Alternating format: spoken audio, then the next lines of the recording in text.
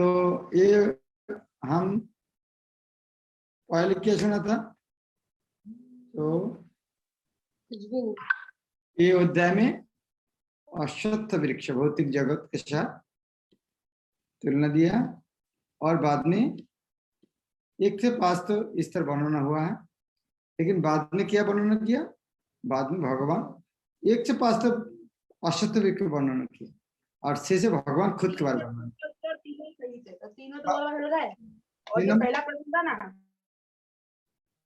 6 श्लोक से पुरुषोत्तम है, कृष्ण उनको बोलते हैं। किस तरह है? बोले देखो जो कुछ है दुनिया में मेरे लिए हो रहा है, मेरा धाम इस तरह है, और ये दुनिया में जो कुछ देख रहा है यह तक सबसे इम्पोर्टेंट चीज है खाना, मुझसे बनते हैं चंद्र सूर्य के माध्यम। और इतना ही नहीं है, खाने के बाद मैं भी डाइजेस्ट कराता हूँ अंदर में जाकर। और इतने केवल नहीं, जो ग्रह में रह रहा ना वो ग्रह मेरे लिए तैर रहा हवा में, नहीं तो वो गिर जाता था। तुम तो एक मकान के लिए जिम्मेदारी नहीं छोड़ रहा है, ये हमारा मकान है, लेकिन मैं यदि नहीं करता तो रसातल में चला जाता, दुनिया धाम चलता था। तो सब कुछ मेरे लिए हो रहा है। यह वर्णन प्रसंग कृष्ण पुरुष बोलते मैं पुरुषोत्तम, सब कुछ मुझसे है। सर्वस्व चाहूं हृदय सन्निविष्ट, सर्वस्व हृदय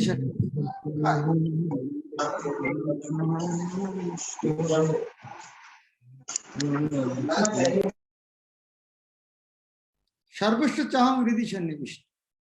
हृदय सन्निविष्ट शब्द अर्थ क्या है? हृदय सन्निविष्ट, स्थित, सन्निविष्ट, निविष्ट। तो हर व्यक्ति का भगवान कहाँ रहता है? हृदय में, सबका हृदय में रहता है सन्निविष्ट। और मुझसे कृष्ण मत, मुझसे स्मृति ज्ञानम अपहरणम, 3 चीज होता है। हम पढ़ने के बाद यह रखना चाहते हैं, वो कृष्ण देते हैं। स्मृति ज्ञान, ज्ञान कहाँ से होता है? मुझसे होता है। और अपहरणम, भूलना भी मुझसे होता है। कोई आपको कोई गाली दिया है, अब नहीं भूल पाएगा तो कितना मुश्किल होगा। बचपन में कोई बुरा काम किया है, अभी नहीं भूल पाएगा तो क्या होगा? ये पापी आदमी है, सारा दिन पाप करते हैं, मृत्यु के समय वो देखते हैं और ये सारे उसको मुस्क मारने के लिए आ रहे हैं। तो भूलना भी जरूरी है। तो भगवान बोलते मत, मुझसे स्मृति ज्ञान अपहरण, तीनों चीज आते हैं। किसी को ज्ञान में देता हूँ, स्मृति शक्ति में देता हूँ, भूलना भी मेरा रहता है। और वेदश्च सर्व अहम विविध वेदांत वेद बचा, वेदश्च वेद के द्वारा सर्व अहम विविध, वेदोई वेद के द्वारा, वेदोई ये तृतीय विभक्ति, वेद के द्वारा किया था वेद, किसको जानना चाहिए? वेदोई वेद के द्वारा वेद जानना चाहिए, किसको? अहम, उसको। तो वेद का उद्देश्य है सारे वेदोई सर्व, सारे वेद का उद्देश्य है कृष्ण मुझको जानना। दूसरा है वेदांतो कृत, कृत करने वाला, वेदांतो में बनाया। और वेदोविद, वेदोविद अर्थात वेद को जानने वाला, जो अहम में हूं। कृष्ण बोलते हैं सारे वेद का उद्देश्य है मुझको जानना, मुझको जानना। दूसरा है वेद को मैंने बनाया, और तीसरा है सारे वेद को मैं जानता हूं, दूसरा नहीं जानते। 3 चीज से भगवान को जानना चाहिए। एक है सारे वेद भगवान ने रचना किया, वेद का उद्देश्य भगवान जानना है। और एक तो वेद भगवान ने किया, और बोलते मैं जित बना, केवल मैं जानता हूं सब कुछ चीज। और वेद का उद्देश्य है मुझको जानना। और उसको पहले किएगा सारे वेद का उद्देश्य, सो ये तो वेद का हो गया। और मैं भगवान परमात्मा रूपी सबका हृदय में बैठे हूं, और मुझसे सारे चीज स्मृति ज्ञान और अपहरण सब होते हैं। तो इसका अर्थ है कि मैं भगवान, मैं सब कुछ हूँ, सारे पुरुष के उत्तम है, पुरुषोत्तम हूँ, प्रत्येक जीव के हृदय में आसीन हूँ, और मुझसे ही स्मृति ज्ञान तथा विस्मृति होती है। मैं ही वेद का द्वारा जानने योग्य हूँ। निस्संदेह मैं वेदांतों का संकलन करता तथा समस्त वेदों का जानने वाला हूं। कोई बोल सकते ये बात तो जानते हैं, अभी नया करके तो बहुत बार सुना है। हाँ, बहुत बार सुना है, लेकिन उसको कितना हम विश्वास करते हैं, ये विश्वास बढ़ाने के लिए बार बार पढ़ना चाहिए। इतना हम बहुत बार सुना है, लेकिन कितना विश्वास किया इसको। तात्पर्य बहुत सुंदर तात्पर्य दिया। हाँ, और एक महत्वपूर्ण बात है, प्रभुपाद ने ये श्लोक शब्द ज्यादा टाइम कोट किया है, उद्धृति दिया है, ये इतना विख्यात है। प्रभुपाद ने शब्द ज्यादा समय वो वेदावेद में मिलते हैं, शब्द ज्यादा समय ज्यादा ये श्लोक ने उद्धृति दी। कितना पावरफुल श्लोक है। परमेश्वर परमात्मा रूप में प्रत्येक जीव के हृदय में स्थित है और उन्हीं के कारण सारे कर्म प्रेरित होते हैं। जीव अपने विगत जीवन के सारी बातें भूल जाते हैं, लेकिन उसे परमेश्वर का निर्देश अनुसार कार्य करना होता है, जो उसके सारे कर्म का साक्षी है। अतः वह अपने विगत कर्म के अनुसार कार्य करना प्रारंभ करते हैं। इसके लिए आवश्यक ज्ञान तथा स्मृति उसे प्रदान की जाती है, लेकिन वह विगत जीवन के विषय में भूल जाता है। इस प्रकार भगवान न केवल सर्वव्यापी है, अपितु प्रत्येक के हृदय में अंतर्यामी भी है। ब्रह्म संहिता कौन सा श्लोक? अन्नांतरस्थ परमाणु च अंतरस्थम। वे विभिन्न कर्मफल प्रदान करने वाला है। वे न केवल निराकार ब्रह्म तथा अंतर्यामी परमात्मा के रूप में पूजनीय है, अपितु वेदों के अवतार के रूप में भी पूजनीय है। भगवान केवल निराकार रूप में नहीं, भगवान निराकार ब्रह्म रूप में पूजा होता है, भगवान अंतर्यामी परमात्मा रूप में पूजा होता है, और भगवान को वेद रूप में भी पूजनीय होता है। वेद भगवान का प्रकाश है। हाँ?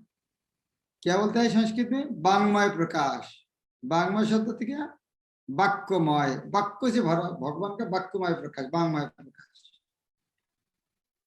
लोगों की सही दिशा बताते हैं, जिससे वे समुचित ढंग से अपना जीवन ढाल सके और भगवान के धाम को उपज जा सके। वेद भगवान कृष्ण विषय ज्ञान प्रदान करते हैं और अपने अवतार व्यासदेव के रूप में कृष्ण ही वेदांत सूत्र संकलन करता है।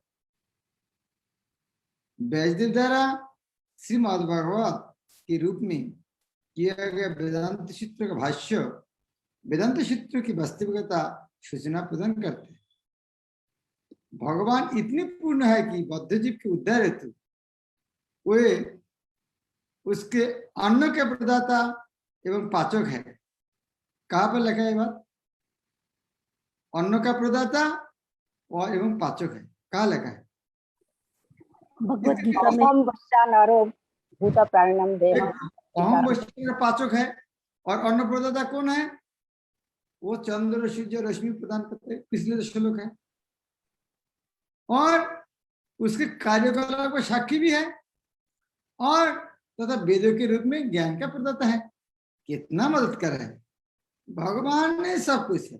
भगवान अन्न देता है, अन्न हजम भी कराता है, सारे कार्यकलाप का साक्षी है, रूप में ज्ञान भी किया नहीं देते। जो व्यक्ति इतना कुछ कहते हैं तो उनके पास शरणागत हो सरकार होना सरकार कोई काम ही बचा नहीं रहेगा। वे भगवान कृष्ण के रूप में भगवद गीता के शिक्षक है, वे बद्ध जीव द्वारा पूज्य है। इस प्रकार ईश्वर सर्व कल्याण प्रद तथा सर्व दयामय है। अंतप्रविष्ट जननाम जननाम, हर व्यक्ति अंत प्रविष्टा, हर प्राणी का अंत प्रविष्ट जीव जो ही आपने इस शरीर को छोड़ता है, इसे भूल जाता है, लेकिन परमेश्वर द्वारा प्रेरित होने पर वह फिर से काम करने लगता है। यद्यपि जीव भूल जाता है, लेकिन भगवान उसे बुद्धि प्रदान करते हैं, जिससे आपने पूर्वजन्म के अपना कार्य को फिर से करने लगता है।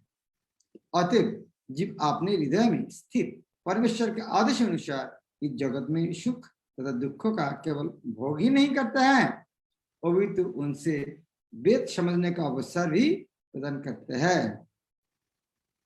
यदि कोई ठीक से वैदिक ज्ञान पाना चाहे तो कृष्ण उसे आवश्यक बुद्धि प्रदान करते हैं।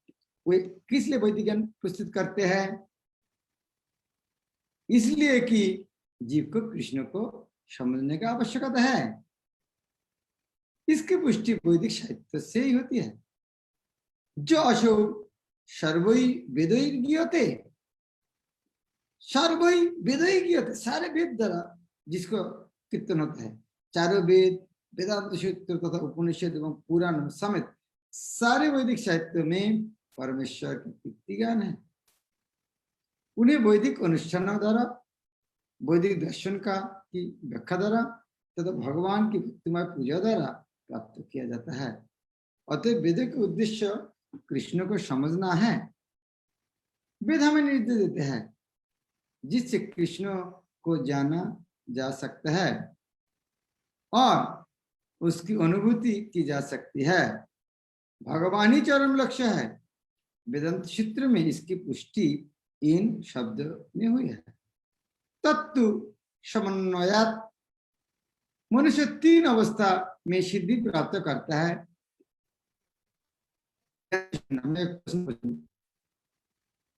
मनुष्य 3 अवस्था में सिद्धि प्राप्त करता है। पहले तो वैदिक साहित्य के ज्ञान से भगवान के साथ अपना संबंध को समझा जा सकता है। दूसरा है वैदिक विधियों को संपन्न करके उन तक पहुंचा जा सकता है और अंत में उस परम लक्ष्य भगवान की प्राप्ति की जा सकती है। ये 3 चीज क्या किया है? सरल भाषा में कौन बता सकता? संबंध, अविधेय, प्रयोजन। Very good. ये संबंध, अविधेय, प्रयोजन, ये 3 चीज आप वेद का ये संबंध है। वैदिक साहित्य ज्ञान के भगवान के साथ संबंध और विभिन्न विधियों के संपन्न करके, अर्थात क्या करना चाहिए, विधि क्या है, किस भक्ति करना, और चरम लक्ष्य क्या है, भगवान का प्राप्ति। इस श्लोक में वेदों के प्रयोजन, ये प्रयोजन वेदों के ज्ञान तथा वेदों के लक्ष्य की स्पष्ट परिभाषा किया गया है। अभी जो 3 श्लोक है बहुत विख्यात श्लोक। 2 इमो पुरुषो लोके खरश्चक्षर एव च खर सर्वानुभूतानि कुटस्थाक्षर च। 2 इमो, 2 अर्थात 2, इमो अर्थात ए, पुरुषो, ये पुरुष जीव, ये संसार में पुरुष, ये संसार में 2 इमो पुरुष, 2 प्रकार पुरुष होते हैं। 2 पुरुष कौन है? 2 प्रकार, जीवात्मा, जीवात्मा, परमात्मा। जीवात्मा और परमात्मा। Very good. तो यहाँ पर 2 प्रकार पुरुष के 2 इमो पुरुषो लोके, एक खर और एक अक्षर। एक क्षर अच्युत, एक खर है च्युत और एक अच्युत है, अक्षर अच्युत। तो ये कौन है खर, कौन अक्षर? जीवात्मा अक्षर है और परमात्मा भगवान अक्षर है। यही तो गलत है, दोनों आंसर गलत है। ये पुरुष अर्थात है जीव, पूर्वत का अनुवाद देखना, ये पुरुष है जीव। यह पुरुष अर्थात ये जीवात्मा और परमात्मा नहीं है। एक मुक्त पुरुष और बद्ध पुरुष। हाँ, ये पुरुष 2 प्रकार है। ये जो 2 प्रकार, एक और पुरुष, एक अक्षर पुरुष। भगवान इनमें से ऊपर है, उनका नाम पुरुषोत्तम, वो अलग है। वो जो पुरुष वो तो 13 अध्याय चलेगी है। यहाँ पर ये जीवात्मा जो पुरुष है 2 प्रकार, एक च्युत और एक है अच्युत।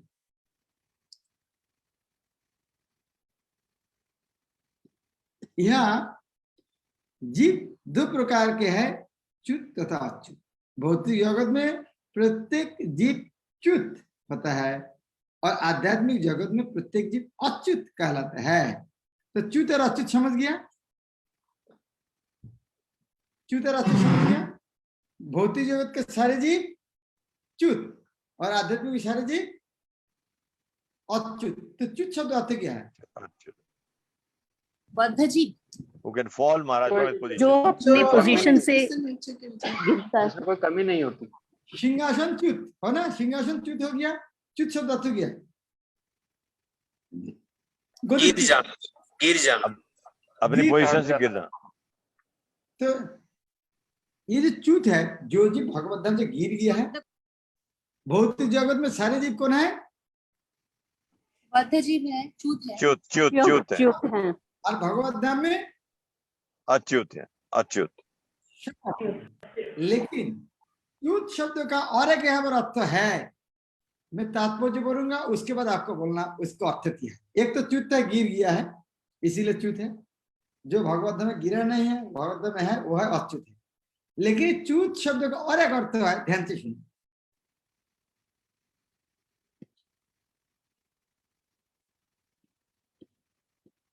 जैसे कि पहले बताया जा चुका है, भगवान ने अपने व्यासदेव अवतार में ब्रह्मसूत्र का संकलन किया। भगवान ने यहाँ पर वेदांत सूत्र की विषय वस्तु का सार संकेत दिया। उनका कहना है कि जीव जिनकी संख्या अनंत है, दो श्रेणियों में विभाजित किया जा सकता है, एक च्युत खर तथा अच्युत। जीव भगवान के सनातन पृथकीकृत अंश, विभिन्न अंश है। जब उनका संसर्ग भौतिक जगत से होता है तो वह जीवभूत कहलाता है। जीवभूत महावाय ज्यादा में धार्जित जगत। जीव जब भौतिक जगत का संस्पर्शात में है उसको जीवभूत कहते हैं। जहां पर खरो सर्वाणी भूतानी शब्द प्रयुक्त हुआ है, ये जो जीवभूत भौतिक जगत है, ये सारे सर्वाणी भूतानी शब्द अर्थ है, ये आध्यात्मिक जगत का उनके बारे में पता नहीं। खरो सर्वाणी भूतानी जो यह, जिसका अर्थ है कि जीव च्युत है। लेकिन जो जीव परमेश्वर से एकत्व स्थापित कर लेते हैं वही अच्युत कहलाते हैं। एकत्व का अर्थ ये नहीं है कि मायावादी की तरह जो उनका सत्ता विलीन हो गया है। हाँ, एकत्व हो गया, जीव एक गिलास जल समुद्र के जल में विलीन हो गया, उस तरह नहीं है। एकत्व का अर्थ नहीं है, बल्कि यह कि दोनों की भिन्नता नहीं है।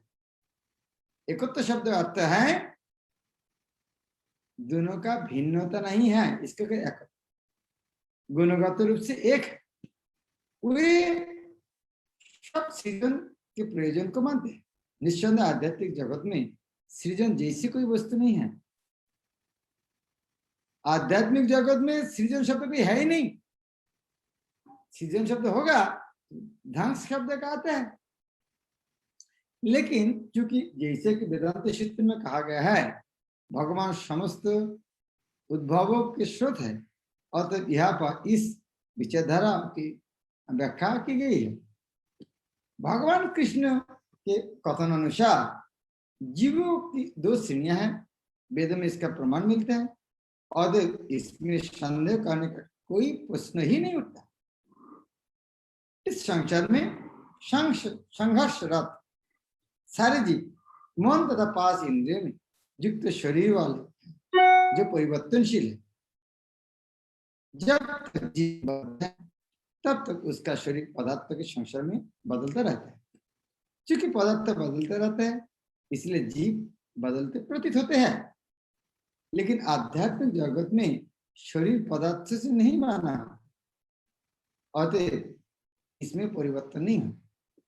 भौतिक जगत में जीव सब परिवर्तन से गुजरता है, जन्म वृद्धि अस्तित्व प्रजनन क्षय तथा विनाश। ये भौतिक शरीर के परिवर्तन है। लेकिन आध्यात्मिक जगत में शरीर परिवर्तन नहीं होता, वह न जरा है, न जन्म और न मृत्यु। ये सब एक अवस्था में रहते हैं।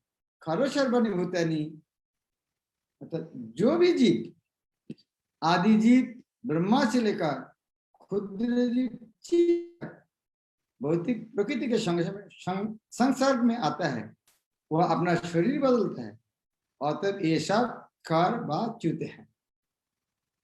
पूर्वत क्या लिखता है? खर शब्द च्युत शब्द अर्थ क्या है? वह अपना शरीर बदलता है, और तब ये सब क्षर या च्युत कहता है, क्योंकि उनका शरीर हमेशा बदलता है, च्युत होता है। पहला शरीर नहीं है, फिर उसका शरीर नहीं है। फिर तो आध्यात्मिक जगत में कोई मुक्त जीव सदा एक अवस्था में रहता है। इसीलिए भौतिक जगत का जीव च्युत, अभी व्याख्या होगा कि जीव क्षर और अक्षर जो भी है सब पुरुष है, लेकिन उत्तम पुरुष स्तन परमात्मा तो जो लोकोत्तम आविश्य विभर्तव्य, ये उत्तम पुरुष स्तुअन्न तू शब्द लेकिन अन्य एक व्यक्ति है, अन्य पुरुष है, ये दो पुरुष से परे है, वो है उत्तम, इसीलिए उनका नाम है परम आत्मा, उसका नाम है परमात्मा।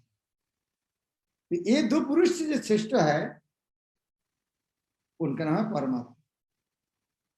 इन दोनों के अतिरिक्त एक परम पुरुष परमात्मा है जो साक्षात अविनाशी भगवान है और जो तीनों लोक में प्रवेश करके उनका पालन कर रहा है। लोकोत्तरम अविश्य, सारे लोक में कुछ उद्धव और विभर्तव्यश्वर, विभर्ती अर्थात भर्ता शब्द अर्थ क्या है? भर्ता पालक, विभर्ती अर्थात पालन कर, और वो अव्यय, वो अभी नीचे होता। इस श्लोक का भाव कठोपनिषद तथा श्वेताश्वतर उपनिषद में अत्यंत सुंदर ढंग से व्यक्त हुआ। वह यह कहा गया है कि असंख्य जीवों के नियंता, जिनमें से कुछ बद्ध है और कुछ मुक्त है, एक परम पुरुष है जो परमात्मा है। उपनिषद का श्लोक इस प्रकार है, नित्य नित्यानां चेतनश्चेतनम्। ये श्लोक तो आपका सब याद है, नित्य नित्यानां चेतनश्चेतनम्। सारांश यह है कि बद्ध तथा मुक्त दोनों प्रकार के जीव में से एक परम पुरुष भगवान होता है जो उन सब का पालन करता है और उन्हें उनके कर्म के अनुसार भोग की सुविधा प्रदान करता है।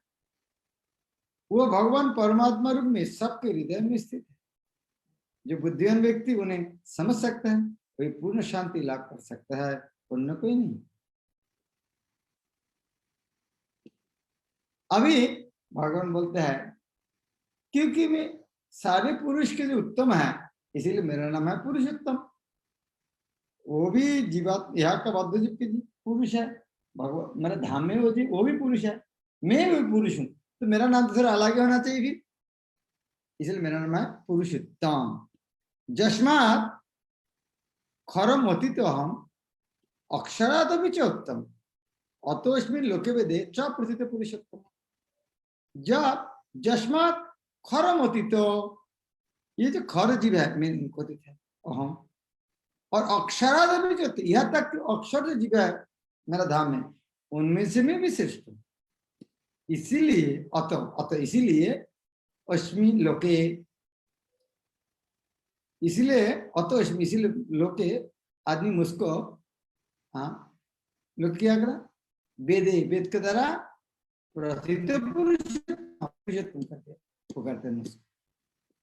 चूंकि मैं क्षर तथा अक्षर दोनों के परे हूँ और चूंकि मैं सर्वश्रेष्ठ हूँ, अतः मैं इस जगत में तथा वेदों में परम पुरुष के रूप में विख्यात हूँ, पुरुषोत्तम। इस तरह किसी का नाम, कोई गुरु उनका, कोई शिष्य उनका गुरु का नाम पुरुषोत्तम दिया, पुरुषोत्तम बन गया, हो सकता क्या? कोई इस तरह उनका गुरु को इस तरह क्यों बनाते हैं? वो खुद में बोलना नहीं पाता है मैं इतना बड़ा हूँ, ये बोलना चाहता है कि मेरा गुरु पुरुषोत्तम है, तो मैं भी कितना क्या छोटा हूँ, क्या मैं भी कितना बड़ा हूँ। वास्तव में गुरु का प्रशंसा नहीं, खुद के बारे में बोलना चाहते हैं।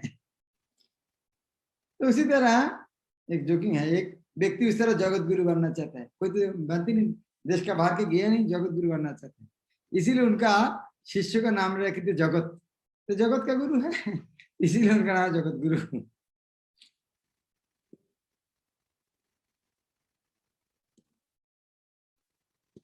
भगवान कृष्ण से बढ़कर कोई नहीं है, न तो बद्ध जीव न मुक्त जीव, अतः वह पुरुषोत्तम है।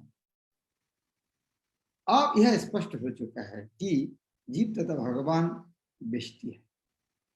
अंतर इतना ही है कि जीव चाहे बद्ध अवस्था में रहे या मुक्त अवस्था में, वह शक्ति में भगवान की अकल्पनीय शक्ति से बढ़कर नहीं हो सकता। यह सोचना गलत है कि भगवान तथा जीव समान स्तर पर है। और सब भगवान सब प्रकार से एक समान है। इनके व्यक्तित्व में सदैव श्रेष्ठता तथा निम्नता बनी रहती। उत्तम शब्द अत्यंत सत्य, भगवान से बढ़कर कोई नहीं। लोक शब्द पौरुष आगम सिद्धि शास्त्र में के लिए आया है, जैसे कि निरुक्ति कोश में पुष्टि की गई है। लोकते वेदार्थ अन्य वेदों का प्रयोजन स्मृति शास्त्र में विवेचित है। भगवान ने अंतर्यामी परमात्मा स्वरूप का भी वेद में वर्णन निम्नलिखित श्लोक में वेद में छांदोग्य उपनिषद में कहा आया है। तावत् एष संप्रसादो अस्मात् शरीरात् समुत्थाय परं ज्योतिरूपं संपद्यस्येन रूपेण अभिनिष्पद्यते स उत्तमः पुरुषः। शरीर से निकलकर परमात्मा का प्रवेश निराकार ब्रह्मज्योति में होता है।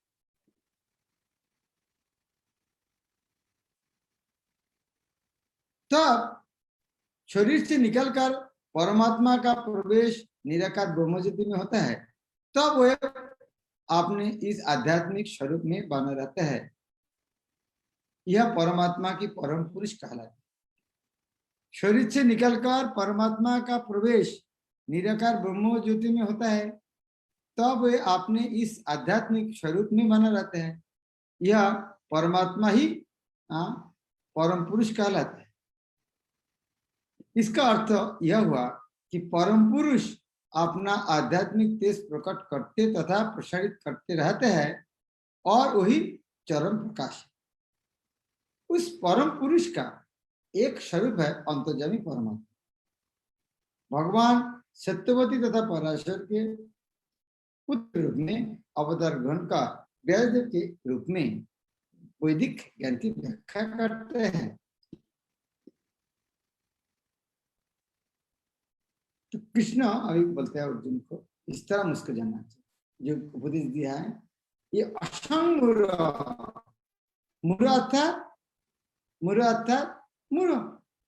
संग मूढ़ एक फर्स्ट क्लास मूढ़ है, फर्स्ट क्लास रास्कल। तो असंग मूढ़ है संशय रही। तो जो माँ में वो असंग मूढ़ जानाति पुरुषोत्तम, जो जानाति पुरुषोत्तम, जो मुझको पुरुषोत्तम रूप में जानते हैं, किस तरह जानना चाहिए? असंग मूढ़ संशय रही।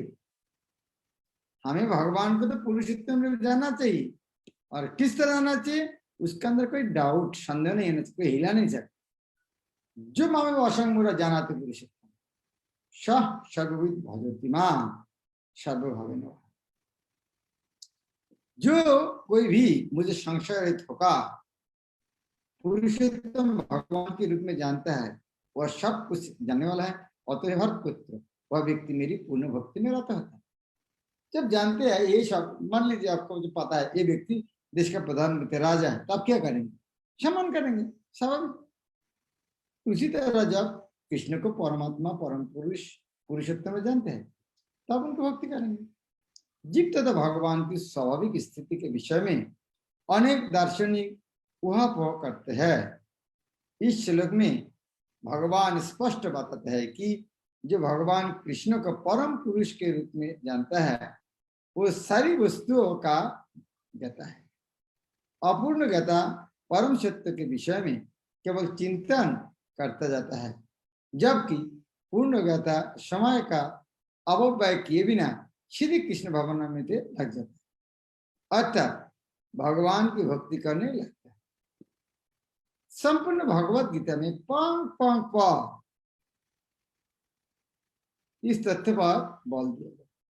फिर भी भगवत गीता की ऐसे अनेक कट्टर भाष्यकार है जो परमेश्वर तथा जीव को एक ही मानते हैं। वैदिक ज्ञान श्रुति कहलाता है, जिसका अर्थ है श्रवण करके सीखना। वास्तव में वैदिक सूचना कृष्ण तथा उनके प्रतिनिधियों जैसे अधिकारियों से ग्रहण करनी चाहिए, या कृष्ण ने हर वस्तु का अंत सुंदर ढंग से बताया है, अतएव इसी स्रोत से सुनना चाहिए। लेकिन केवल शुकरों की तरह सुनना पर्याप्त नहीं है। मनुष्य को चाहिए कि अधिकारियों से समझे, ऐसे नहीं कि केवल शुष्क चिंतन ही करता रहे। मनुष्य को विनीत भाव से भगवद गीता से सुनना चाहिए कि सारे जीव सदैव भगवान का दिन है। जो भी इसे समझ लेता है वही श्री कृष्ण के कथन अनुसार वेदों के प्रयोजन को समझता है, अन्य कोई नहीं समझता। तो अभी थोड़ा एक्स्ट्रा टाइम लेंगे, एक ही श्लोक बचा है, वो श्लोक भजती शब्द अत्यंत सार्थक है। कोई इस बात का संबंध भगवान के सेवा के अर्थ में प्रयुक्त हुआ है। यदि कोई व्यक्ति पूर्ण कृष्ण भाव में रहता है अर्थात भगवान की भक्ति करता है, तो यह समझना चाहिए कि उसने सारा वैदिक ज्ञान समझ लिया। सारे ज्ञान प्राप्त करने पर भक्ति करते हैं भगवान, तो ऑलरेडी जो भक्ति कर रहा है इसका तो समझ लिया है। वैष्णव परंपरा में यह कहा जाता है कि यदि कोई कृष्ण भक्ति में लगा रहता है तो उसे भगवान के जानने के लिए किसी अन्य आध्यात्मिक विधि की आवश्यकता नहीं रहती। भगवान की भक्ति करने के कारण वो पहले से लक्ष्य तक पहुंच चुका है। जो भक्ति कर रहा है तो क्या कर रहा है? भगवान की सेवा कर रहा है, और ज्ञान ये माध्यम कहाँ जाना है? भक्ति में जाना था। वो पहले तो पहुंच चुका ही वो ज्ञान की समस्त प्रारंभिक विधियों का पार कर चुका रहता है। लेकिन यदि कोई लाखों जन्म तक चिंतन करने पर भी उस लक्ष्य पर नहीं पहुंच पाता कि श्री कृष्ण ही भगवान है और उनकी शरण ग्रहण करनी चाहिए, तो उसका अनेक जन्म का चिंतन व्यर्थ जाता है। तो कृष्ण बोलते ये है जो बताया एक गुच्छतम का इति गुच्छतमं शास्त्रम इदम मुक्त मानव एतद् बुद्धा बुद्धिमान अशात्कृत कुत्तश्च भारत इति गुच्छतमं शास्त्रम। ये जो अभी बात किया है ये गुच्छतमं सर्वाधिक गुच्छ है शास्त्रम। इदम मुक्त मान अभी जो में इदम मुक्त मेरा जरा अभी जो वर्णन किया है, ये जो वर्णन के ये सबसे गुप्त वस्तु माया अनघ मेरे द्वारा अनग अनग अर्थात अगत पाप अघासु अगत पाप अनग अर्थात निष्पाप।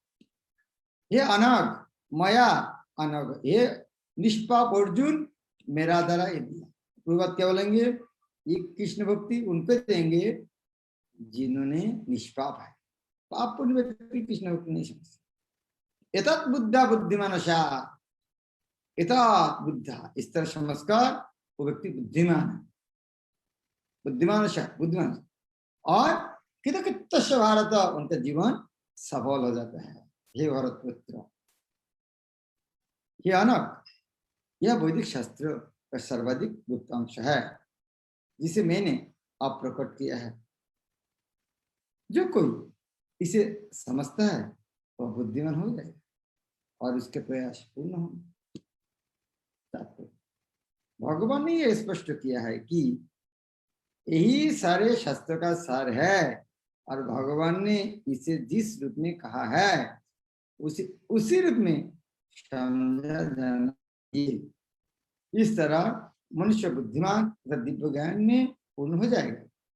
दूसरे शब्द में भगवान के इस दर्शन को समझने तथा उनकी दिव्य सेवा में प्रवृत्त होने से प्रत्येक व्यक्ति प्रकृति के गुणों के समस्त कलमश से मुक्त हो सकता है। भक्ति आध्यात्मिक ज्ञान की एक विधि है। जहां भी भक्ति होती है वहां भौतिक कलमश नहीं रह सकता। भगवत भक्ति तथा स्वयं भगवान एक है क्योंकि दोनों आध्यात्मिक है। भक्ति परमेश्वर के अंतरंग शक्ति के भीतर होती है। भगवान सूर्य के समान है और अज्ञान अंधकार है। जहाँ सूर्य विद्यमान है वह अंधकार का प्रश्न ही नहीं उठता। अतः जब भी प्रामाणिक गुरु के मार्गदर्शन के अंतर्गत भक्ति की जानी चाहिए। अतः जब भी प्रामाणिक गुरु के मार्गदर्शन के अंतर्गत भक्ति की जाती है तो अज्ञान का प्रश्न ही नहीं होता। प्रत्येक व्यक्ति को चाहिए कि इस कृष्ण भावनामृत को ग्रहण करे और बुद्धिमान तथा शुद्ध बनने के लिए भक्ति करे। जब तक कोई कृष्ण को इस प्रकार नहीं समझता और भक्ति में प्रवृत्त नहीं होता, तब तक सामान्य पुरुष के दृष्टि में कोई कितना बुद्धिमान क्यों न हो, वह पूर्णतः बुद्धिमान नहीं है। जिस अनक शब्द से अर्जुन को संबोधित किया गया है वह सार्थक, अनग अर्थात निष्पाप। इसका अर्थ है कि जब तक कृष्ण समस्त पाप कर्म से मुक्त नहीं हो जाता, तब तक कृष्ण को समझ पाना कठिन। उसे समस्त कलमश, समस्त पाप कर्म से मुक्त होना होता है, तो भी वह समझ सकता है। लेकिन भक्ति इतनी शुद्ध तथा शक्तिमान होती है कि एक बार भक्ति में प्रवृत्त होने पर मनुष्य स्वतः निष्पाप होता है। शुद्ध भक्तों की संगति में रहकर पूर्ण कृष्ण भावनामृत में भक्ति करते हुए कुछ बातों को बिल्कुल ही दूर कर देना चाहिए। सबसे महत्वपूर्ण बात जिस पर विजय बनी है वह है हृदय का दुर्बलता। ये दो चीज बहुत महत्वपूर्ण है, ध्यान देना। दो चीज क्या बोल सकते हैं? पहला, पतन प्रकृति को प्रभुत्व जाताने की इच्छा के कारण होते हैं। इसका अर्थ क्या है? ये दुनिया का प्रभुत्व जाताने का अहंकार, मैं दुनिया का मालिक, मैं शासन करूं। इस तरह मनुष्य भगवान की दिव्य प्रेम भक्ति को त्याग देता है। पहला पतन होता है कैसे? ये प्रभुत्व जाताना चाहता है। कोई जगह में हम प्रभुत्व जताना चाहते हैं, दादागिरी करना चाहते हैं। दूसरी है हृदय का दुर्बलता। जब कोई आध्यात्मिक प्रभुत्व जताने की इच्छा करता है तो वह भौतिक पदार्थ के स्वामित्व के प्रति आसक्त हो जाता है। और इस संपत्ति यदि इसकन में देगा तो हमको बाद में खाएगा क्या? नहीं, ये नहीं करना चाहिए। मैं तो दूंगा, मैं जब मर जाऊंगा उसके बाद दे दूंगा। मरने में कैसे देते हैं? तो हृदय का दुर्बलता, नहीं हमको कौन देखेगा, अभी यदि कृष्ण को देंगे हमको बुढ़ा होने से कौन देखेगा, इसीलिए सामित्य रखना चाहते हैं। नहीं छोड़ेंगे, कम से कम में बीमार हो जाएगा, हॉस्पिटल कौन लेके जाएगा, हॉस्पिटल में बिल कौन भरेगा। इस संख्या की सारी समस्याएं इन्हीं हृदय की दुर्बलता के कारण है। इस अध्याय के प्रथम 5 श्लोक में हृदय की इन्हीं दुर्बलता से आपने को मुक्त करने के विधि का वर्णन हुआ है। ये जो पहले 5 श्लोक भौतिक जगत का वर्णन है, हमें जो हुआ है ये असंग शस्त्र दीर्ण चित्ता, जो काटना है, ये जो आसक्ति है, ये भौतिक आसक्ति है, उसका कहता है हृदय दुर्बलता। हृदय दुर्बलता के कारण जिस तरह मान लीजिए एक आप देखा ना, इस तरह बच्चा उधर में पिता हाथ पकड़ लिया, छलांग लगा, बच्चा नहीं छलांग लगा तो नहीं गिर जाएगा, पिता नहीं पकड़ेगा तो यह हृदय दुर्बलता। छलांग लगाओगे पिता गोद में लेकर जाम करेगा तुम, लेकिन नहीं पिता नहीं पकड़ेगा तो मर जाऊंगा, यह है हृदय दुर्बलता। तो उसी तरह ये जो कृष्ण ने कहता है ये भौतिक जगत अश्वत्थ वृक्ष काटना है, नहीं ये काट के जाएगा कहाँ, अभी तो कोई इधर में फल फूल खा रहा है, पेड़ कितना हरी भरी लग रहा है, ये है हृदय दुर्बलता। और 6ठे श्लोक से अंतिम श्लोक तक पुरुषोत्तम योग की विवेचना। इसीलिए हम अध्याय में देखते हैं लास्ट में जो वर्णन है अध्याय का नाम विस्तार होता है, अध्याय में लास्ट में पुरुषोत्तम विस्तार वर्णन, इसलिए ये अध्याय का नाम पुरुषोत्तम।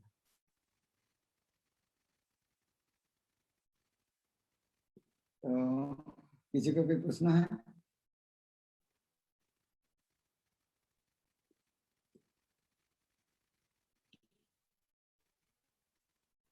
किशोरी माता जी। हरे कृष्ण महाराज जी, धन्यवाद।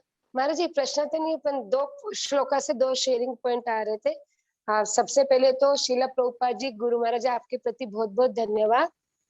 कृतज्ञता का फीलिंग आ रहा था कि शीला प्रभुपाद जी ने भगवत गीता में अपने शास्त्र में कितने क्लियर बातें लिखी जहाँ हम डाउट भी नहीं कर सकते, और गुरु महाराज जी कृपा से आप इतना अच्छे से हमको बता रहे हैं, कोई उसमें डाउट नहीं, एक एक चीज एक एक पॉइंट बहुत अच्छे से आप श्लोक समझा कर हमको बता रहे। तो महाराज जी जो 17 नंबर जो श्लोक है उसमें आया जो पॉइंट, जो उन सबका पालन करता है और उनके कर्मों के अनुसार भोग की सुविधा प्रदान करता है। भगवान सबके हृदय में परमात्मा स्वरूप है। तो मुझे वो पढ़कर ये शिक्षा मिल रही थी कि भगवान कितने कृपालु, हाथी को भी खाना देते, चींटी को भी देते, जैसे मुझे भी मिल रहा है मेरे हिसाब से।